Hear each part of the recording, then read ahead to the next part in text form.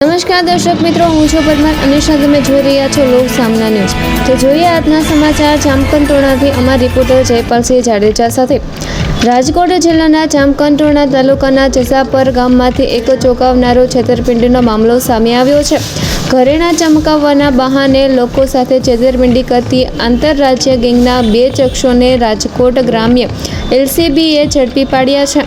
માહિતી મુજબ જસાપર ગામમાં એક વૃદ્ધ મહિલાના કાનમાંથી સોનાના બુટિયા સેરવી લેવાના ગુનાની તપાસ દરમિયાન પોલીસને મહત્વની સફળતા મળી હતી। એલસીબીની ટીમે બિહાર રાજ્યના 2 શખ્સોને ખજુરડા ગામના પાટિયા નજીકથી ઝડપી પાડ્યા હતા। પોલીસે આરોપીઓ પાસેથી સોનાની બુટ્ટી, એક મોટરસાઇકલ, મોબાઈલ ફોન તેમજ ઘરેણાં સાફ કરવા માટે ઉપયોગમાં લેવાતું કેમિકલ સહિત કુલ ₹75,550નો મુદ્દા માલ કબજે કર્યો છે।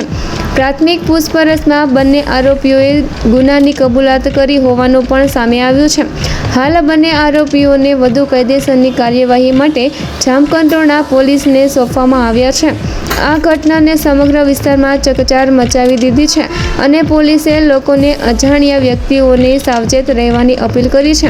તો ફરી મળીશું એક નવા સમાચાર સાથે, ત્યાં સુધી જોતા રહો લોક સામના ન્યૂઝ।